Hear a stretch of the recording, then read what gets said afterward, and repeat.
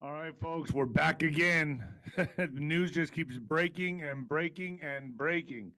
Well, Juan, DOJ, Obama scandal, the Russia gate is now headed to the DOJ for prosecution. And then you send me an article saying that now we're sending nuclear weapons or nuclear bombs, materials, whatever, to UK for a potential standoff or conflict with Russia. All the timing seems to be happening right precisely when you said it would. Well, one of the things is that there's this nuclear dance with Russia, and remember, I think this is really important.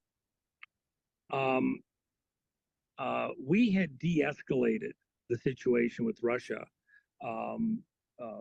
for quite some time. In fact, 15 years ago, we brought out of England and other places within the NATO system nuclear weapons and brought them back to the U.S. for storage here locally because the tension level was going down.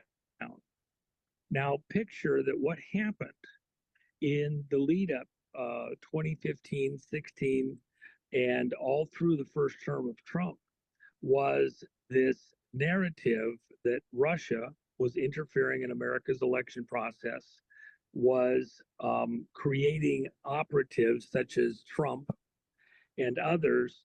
And so Russia was reemerging as a threat to America in the spy versus spy thing. And so the whole Cold War thing, arguably things like Ukraine and other things going on around the world would not have happened except for this false lying narrative. That's what is being put out right now with what Tulsi Gabbard is releasing. You're hearing everybody saying, okay, go ahead. Yeah, let me just do this 1 second, folks. You know, it's that time. I got to do it every time. Bone repair breakthrough. This is big, folks. The science is clear. Red light therapy builds stronger bones. And it's easier than you think. As we age, bone mass drops and fractures become more likely. Most treatments come with side effects or don't actually rebuild any bone at all. But studies confirm red light therapy stimulates osteoblasts, the cells that grow new bone. It also boosts collagen and strengthens bone tissue from within. So if you want to look younger and be stronger, this is the way to go. In clinical studies, it has increased bone density, sped up recovery after breaks, and reduced fracture risk. Picture yourself steadier, safer, and stronger. Bones that hold up to life without prescriptions, harsh meds, or side effects. Red Life delivers those precise, clinically validated wavelengths of medical grade strength. Go to myredlight.com, myredlight.com. Use code Nino, baby, and get started on it. All right. Sorry about that one. Well, hey, hold on, Nino. Hold on. Sticks and stones may break my old bones, but red light therapy will make it a whole heck of a lot harder. And if it bounces off, I'm picking up the stick and the stone, and I'm going to break your bones for throwing them in the first place, okay? So red light therapy, get on it. Get on it. All right, Juan. So look. Which, by the way, I do know is actually very true. So I had a great friend, Dr. 𝗵𝗶𝗀𝗶𝗹, who we had some amazing experience with the red light therapy. So just so you know. So anyway, go ahead. All right. So look, it says here, U.S. nuclear weapons transferred to UK soil for the first time in over 15 years. In a huge development, which is no doubt related to recent nuclear saber rattling in the context of a Ukrainian war, the U.S. has likely stationed nuclear weapons in Britain for the first time in more than 15 years, according to the Telegraph and other British media reports.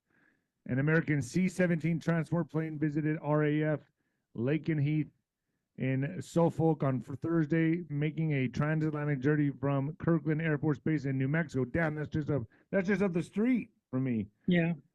Where the U.S. Air Force stores nuclear bombs. So, you know, Juan, it goes, I think about this and everything you've said for 5 years now. You said this will lead to his nuclear standoff.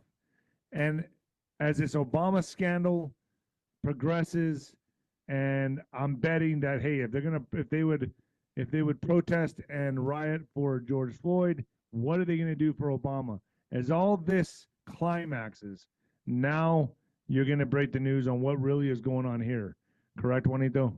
Well, and remember, I said it's going to be like the Cuban Missile Crisis type of moment, a nuclear standoff. Look, none of this would be occurring right now, except that to put into context what to most people is merely a political scandal that the Obama people tried to slime Trump, that he was cooperating with the Russians, was essentially a Russian agent, infiltrated the White House, and therefore you're justified to do anything to take him out because, you know, he's an agent of Russia and we have to protect America and, you know, the whole schmear. With that as the context, locally, internationally, you vilified Russia. You made it so we couldn't work normal relations. Look, Putin and crew were doing all sorts of things to try and normalize relations with the West. That's part of the Curt Weldon story. Curt Weldon, Congressman Weldon, was working very hard to work with Russia and Iran to de-escalate the conflicts between us and find ways to, you know, do economic interaction that wasn't,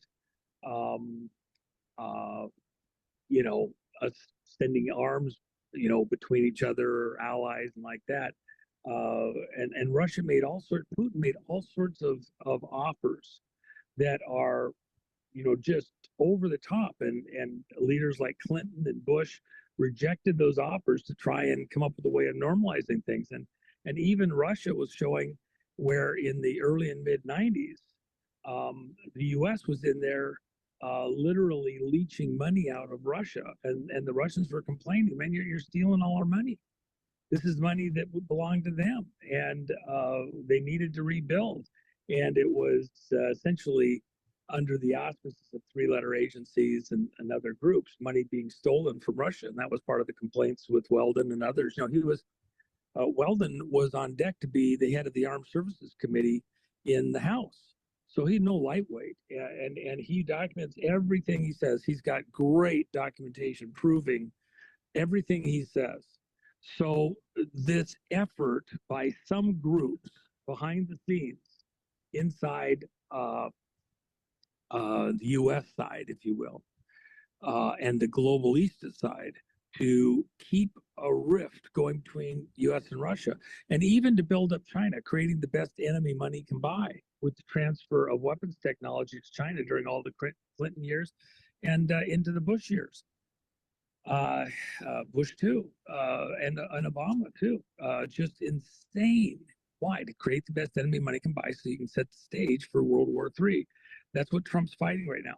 So with all of that in mind, President Trump and what's going on in the Ukraine and Russia and other places, Trump is essentially having to do a dance.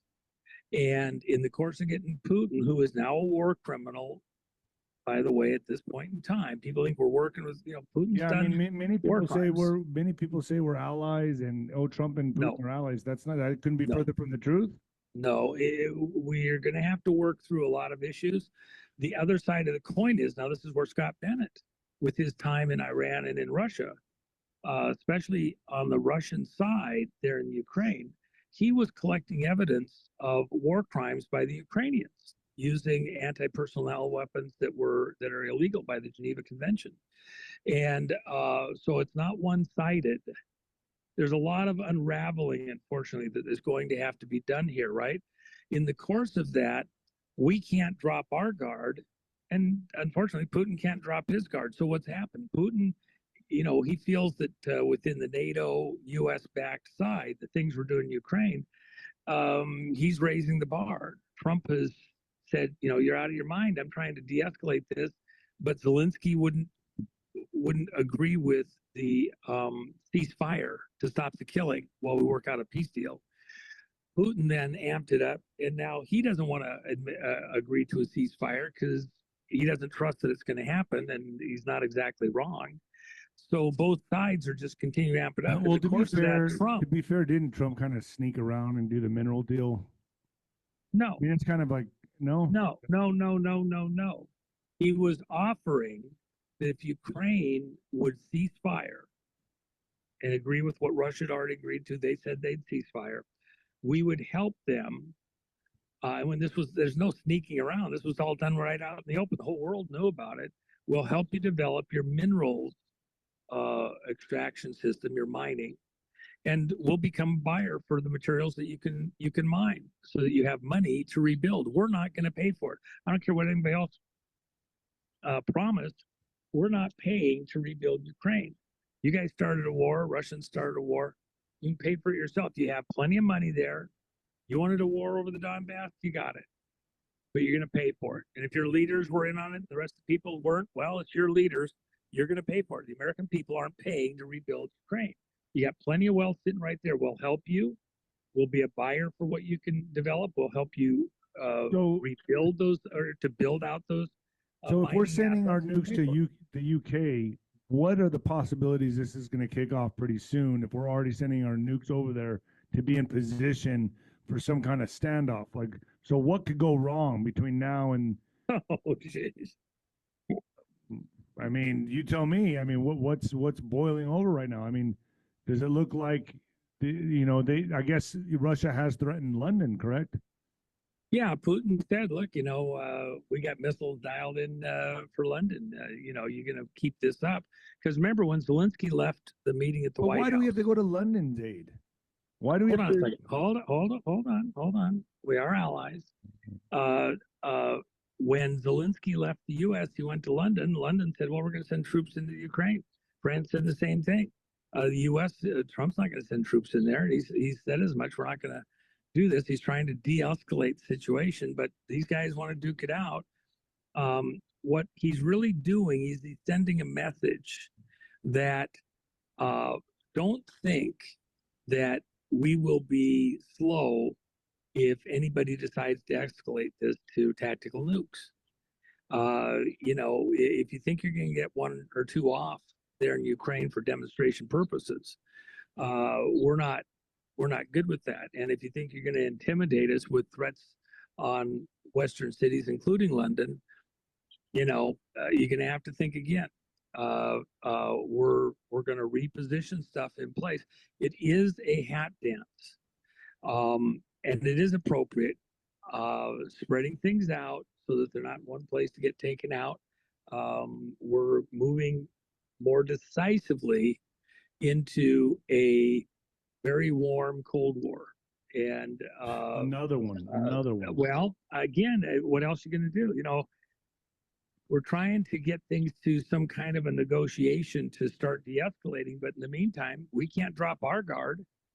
They can't drop their guard. But I mean, I don't know. Now we're coming to the aid of Ukraine and London, and I thought we were going to pull out of NATO and do all this stuff. Well, I don't know that they didn't go into British hands. We put them on our base. We control the button. All we're doing is shortening the flight time. But why do we even need to do this? I mean, I understand. It sounds like it's the dance. It's the dance, and it's not. We're not going to be intimidated. They're not acting. Putin has just been, okay, I don't care what you say, I'm doing this. So we're trying to make sure he understands that, think again, everybody take a deep breath. Because do you think he would do something that careless and strike London just out of, does he have no choice at this point? Putin actually, absolutely, he's like Johnson was. He does not want to be the one to preside over World War III. And Khrushchev found himself in kind of a similar condition back in the Kennedy years. He felt that the generals around him wanted him to push the button, and he didn't want to preside over. He wanted to kind of threaten up to a certain point. He didn't actually want to be the one to start World War III. And neither did Trump, neither did Putin. But in this dance, the Russians raised the ante. They've said things. They've been getting more and more aggressive. Trump has finally decided, okay, we need to send a message back. So part of what you see in that article, we didn't move those weapons in a covert way. We could have made it a little less obvious, left it more in doubt. What was done here was very blatant. We wanted Russia to see where that aircraft originated from, where it was going to, that, we left the transponders on. We weren't being sly or sneaky about this. This is a very overt, everybody knows, you got your toys, we got ours too, back the fuck off. And within this too, as I've said, this is going to be, this is what we talked about years ago. The Russian foreign ambassador said almost identical words to what I said. We're moving towards a Cuban Missile Crisis, in the year before the invasion of Ukraine, and nobody was backing down. Do you think this is all going to happen right now? I mean, it is happening. It's a slower roll probably than most people think. This isn't about something in days, hours, weeks. But I mean, this is all happening around the time of the Obama scandals breaking loose, the Russia hoax stuff. So I don't know. Well, and part of this, hold on, part of this, Nino, is that while this is breaking, and it breaks to Russia's favor within the Western press, Russia didn't try to interfere in the elections the way that the Obama administration, the Clinton people, right. all these intelligence agencies, it's not the way they tried to portray it. Right. That's what's breaking for the world to see. So it makes them at least look good. Just a second here, I got to send something to outer space. There we go. It makes us look good in that, or makes Russia look good in they didn't do what they were accused of doing. We have to give them some way that's face saving, even for Putin. Putin's been accused of so much stuff. Look, he's now become a war criminal. But if you get right down to it, he wasn't headed on that path. He was pushed to it, where they did things to defend themselves that at the end of the day, if you look at stuff that Ukraine's doing, it's the same thing. It's tit for tat. So what's both the sides chance? People, what's the chance of this developing into a nuclear exchange, not a standoff, but an actual exchange? What are the chances? Things run a hair trigger. Look, within the context even of a false flag, I've told you, in fact, this is part of what is the reason why we need to have 𝗀𝗂𝗶𝗀 in this conversation at this time. He was dealing with the highest levels, the very highest levels in Russia in the 90s and after, up and after 9/11, where the top nuclear people, and Putin put him in this room with him, we're saying we're missing, just shy of a couple hundred tactical nukes. They call them demolition devices. That's Smaller. insane. And of course, that's what 𝗀𝗂𝗏 was trying to track, was some of the critical components. And 𝗀𝗂𝗏 is the guy that was killed in the scooter attack in Moscow, Putin's very close, trusted friend. General 𝗀𝗂𝗏 was tracking materials from inside Russia that appeared to be being diverted and that could be used to refresh some of those nuclear devices if somebody had them. And Russia was very clear. They didn't know precisely where they went, even within their own system. They suspected that under Gorbachev, they had gone to Iran. Gorbachev in the late 80s had told Iran they could have anything they needed. Why? Because we were on the basis of still in the Cold War with the Soviet Union. And so he was trying to help Iran to spread the load for the U.S. We were causing him problems with Afghanistan in arming mujahideen. He was going to help Iran to create another front for America. So if Gorbachev allowed some of those nuclear devices to go to Iran and then they deteriorate day by day. Now, you could take some of the fissile material and you could combine it with explosives.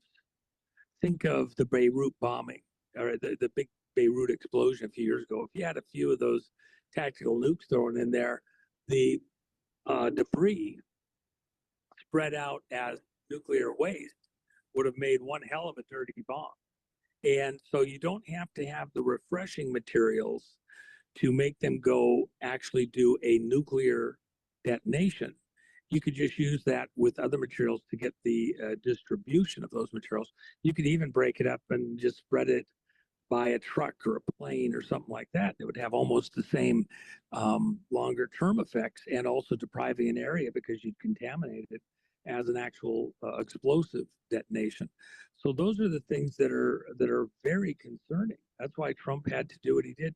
He didn't bomb those nuclear plants just for Israel. Those people that are pushing it do not understand that they were making things in those locations that could be used and appeared to be in line to be used to refresh, bring current some of those devices potentially that Iran didn't have to have, their latest missile system or delivery system.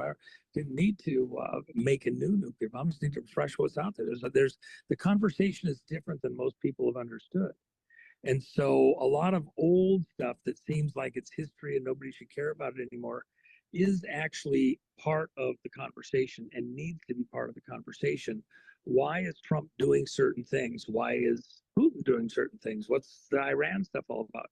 It's a different conversation than most of the people are allowing. And Trump is allowing stuff to come out. He's pushing stuff out that should help Russia. It's a face-saving thing. They didn't do what they were accused of doing by all these people all these years. They should be able to, take a deep breath. We told you we didn't do it. We weren't there. We got pushed into the situation. Those people that got into power, those treasonous, traitorous, seditious pieces of shit that were pushing America to get into some kind of a conflict and a war. Albert Pike enthusiasts looking for World War III to create their new world order. Russia should look pretty good in that. At the same time, we are not dropping our guard. All right. You're going to threaten us. We got to be careful. We're not going to just go along with it. And I think that helped. That's why this stuff going over there. Let me just mention one other thing. I've got meetings that I've got to go to that I have people waiting for me on. It's very important. So let me just add one other thing, Nino. This is breaking. I've discussed previously, and I won't go into a lot of the details. It's going to come out. I'll encourage all your other hosts that do show preparation by listening to you or I go out and do this, and they can break this further. In Tennessee, we've had a group that has been looking at the financing going into a number of these organizations that had impact into the elections. I'm not going to go into details. I want to get taken down off YouTube. But in an effort to stop some of those players from presenting their work, some of which has been presented right here in this city over the last many months, directly with the right people to look at stuff for prosecutions. One of the people that was key in some of those investigations, there in Tennessee, was indicted by a grand jury and arrested the other day, and his name is Todd Doris. Todd has been helping in the research on these financial crimes there. There's is that kind of what Sean was trying to break? Yeah, so that's exactly that's tied to Sean. He was actually executive under Sean. And the reason that this is important, they chose a case involving a child trafficking thing. And so what the issue is, I'm being very careful on the words here, by doing the indictment under that kind of a header, then they would get to seal stuff. And so now you can't talk about it, you can't get into the details, and they can't protect themselves. It's part of the dance again. It's these people trying to protect themselves.